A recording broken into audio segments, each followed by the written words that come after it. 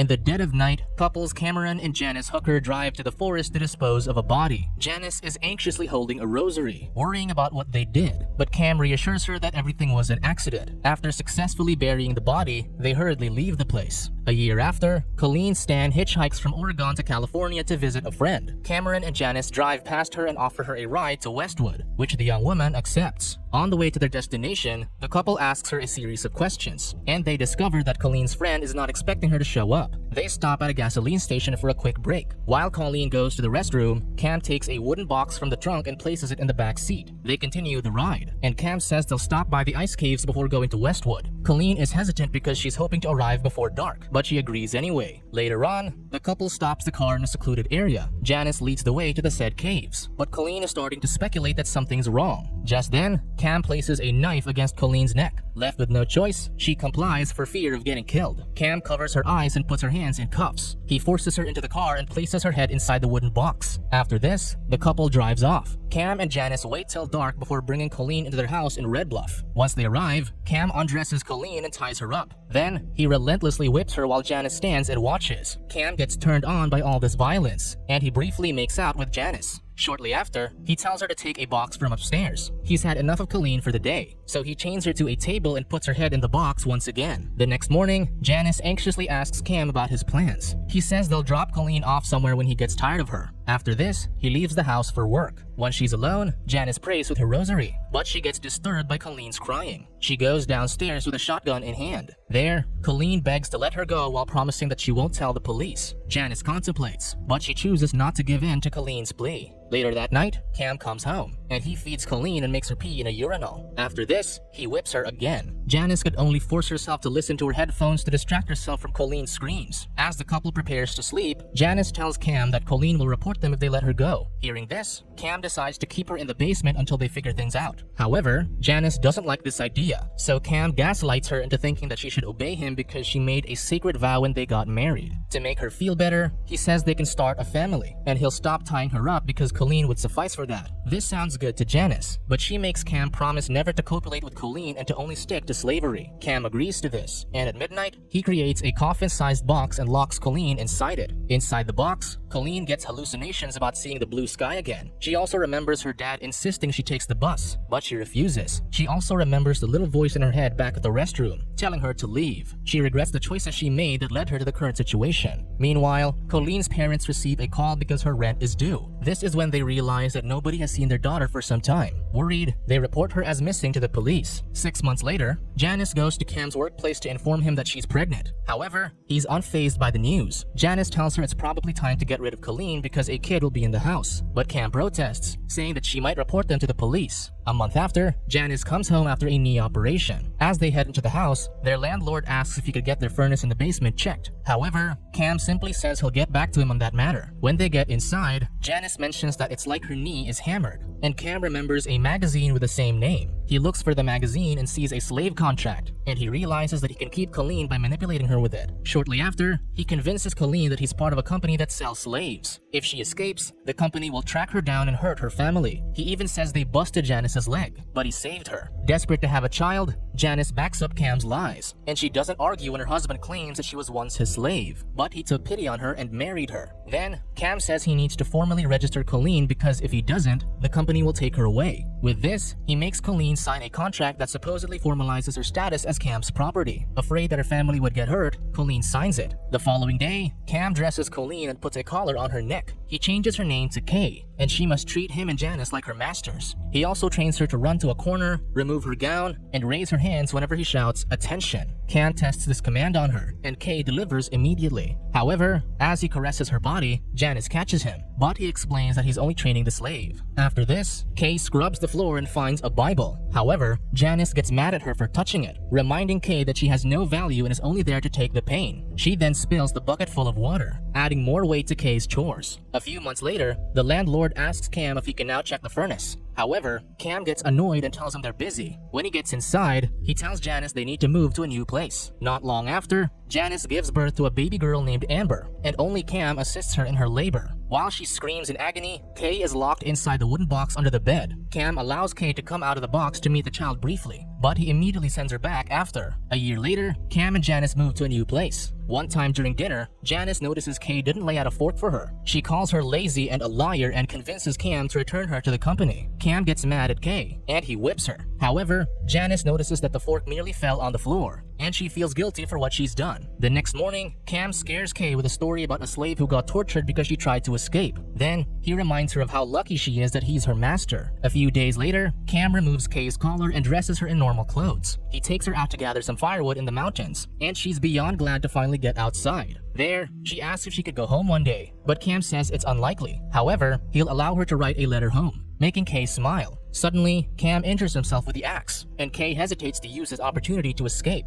However, she stays and helps him. When they get home, Kay tends to Cam's injury. However, Janice gets jealous, and she does the job herself. Before the couple sleeps, Janice initiates making love with her husband, but he refuses. Because of this, she asks if he still loves her because she's noticing that he cares more about Kay. Cam reminds her that Kay is also her slave and they could share her. When Janice agrees, Cam quickly heads to the box and lets Kay out. He ties her to the bed and prepares to include her in copulating. However, this becomes displeasing to Janice's eyes, and she angrily leaves the room. She argues with Cam and commands him to put Kay back in the box and never touch her again. 3 years pass, and Kay is still held captive by Cam and Janice. One time, Janice lets her out of the box to empty her urinal, and she sees Amber. The little girl is all grown up, making her wonder how many years it's been since her abduction. One day, the hookers decide to go out to Lake Tahoe. They leave Kay in her box, but her ventilation system malfunctions, so the scorching heat causes her to hallucinate. In her vision, Kay sees her sister Bonnie and tells her that she needs to figure out why God is making her suffer. After all, he says there's a reason for everything. Kay also hallucinates about swimming in the abyss and seeing an angel. Suddenly, she wakes up and frantically kicks the box until it busts open. Later on, Cam, Janice, and Amber arrive from the lake. Right away, Cam discovers that the box is broken, and Kay is nowhere to be found. He looks around the house and finds her behind the shower, hugging a Bible. She comes up with an alibi about the broken box, saying she's merely thirsty. While Cam fixes the box, Kay shares that she's looking for answers about God's promise of having reasons for everything. That night, Cam remembers what Kay said, so he opens the Bible and annotates a page about slaves that must obey their masters. Later on, he tells Janice that he needs to let Kay out of the box if she doesn't satisfy his fantasies. Justifying that the Bible says a man is entitled to more than one wife, Cam convinces Janice to make Kay a part of their family. Since Janice wants to work things out with him, she agrees. After this, Cam lets Kay out of the box and feeds her. Later on, he ties her up and whips her to satisfy himself.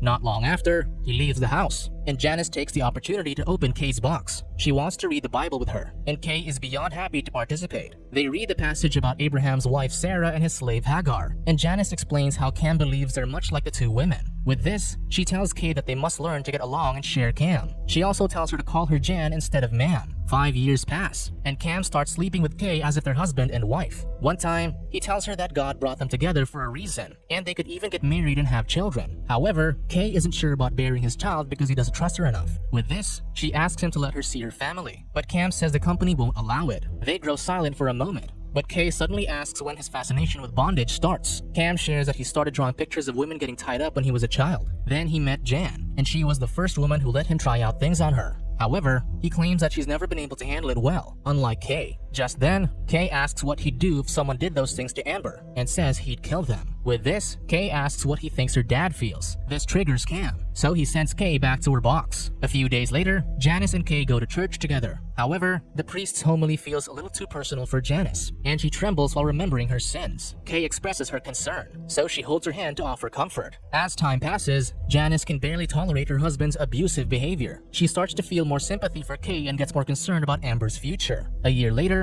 Cam tells Kay that the company allowed her to visit home. This delights her, but Cam says he needs to do some obedience training before she's allowed to leave. Shortly after, Cam brings her outside and hands her a shotgun. Then, he tells her to point the barrel in her mouth and pull the trigger. Kay cries, thinking she might die at that moment, but she obeys anyway. Thankfully, the gun doesn't fire, and Kay is still alive. Then, Cam looks at her with satisfaction and says they should write to her parents about visiting. The next morning, Cam drives Kay to her parents' house. On the way there, he shares how much he spent to make all of this happen, so Kay expresses her gratitude. It doesn't take them long to arrive at their destination. However, before Kay meets her family, Cam reminds her that the company is observing them, so she shouldn't screw up. He doesn't stick around to meet Kay's parents, but he leaves her with them, and he'll come to pick her up when the weekend's over. Kay also introduces him as Mike, her boyfriend. girlfriend. Although Kay's parents are beyond delighted to see her, Bonnie can't help but notice that something is off with her sister. Although she wants to address the issue, her dad doesn't want her to open the topic because it might ruin the moment. That night, Bonnie can't help but ask why Kay hasn't kept in touch with him for so long. She tries to squeeze the truth out of her, but Kay remains firm and evades the topic. The next morning, Bonnie pleads with her sister to tell her what's wrong. Kay contemplates, but when she's about to speak, Cam arrives to pick her up. While Kay packs up her things, Cam speaks to her parents. He says they've been dating for a while and are planning to get married soon. Kay's parents are delighted with this news, but Bonnie can't help but speculate.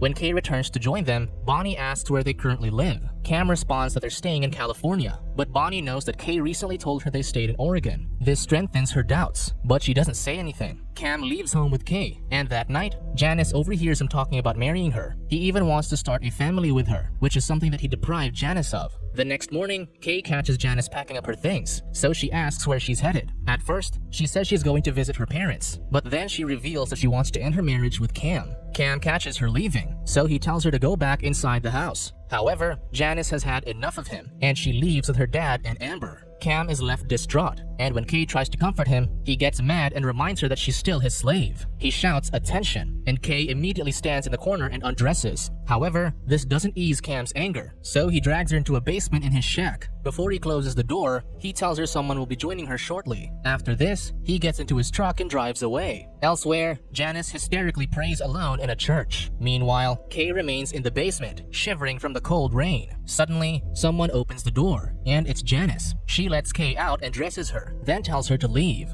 However, Kay argues that Cam is merely angry. Because of this, Janice reveals that she and Cam held a girl captive before Kay's abduction. Her name was Marlitz, and they took her a year before her. At first, Cam promised it would be a mere game, but when he took her home, she wouldn't stop screaming. Because of this, Cam killed her, and together, he and Janice buried her body. This event traumatized Janice, and she spent the rest of her days praying, hoping that God would forgive her. Shortly after, Cam returns home and grabs a shovel on his way to the shack. However, by the time he arrives, Janice has already taken Kay to the bus stop. When the bus arrives, Janice tells Kay to go home, but she hesitates because of the company. With this, Janice reveals that it was all made up, and Cam was never part of any company. Kay takes a while to grasp the truth, but when she snaps back to her senses, she gets out of the car and enters the bus. As she heads home, Cam hysterically cries on the floor. Not long after, Cam gets sentenced to 104 years in prison. On the other hand, Janice gets immunity from prosecution in return for testifying against her husband. Although she testified for Marlitz's death, the body was never found. According to the police, Colleen's abduction lasted for 2,640 days, which is the equivalent of 7 years. She says that her survival was fueled by faith, and in the end, it saved her.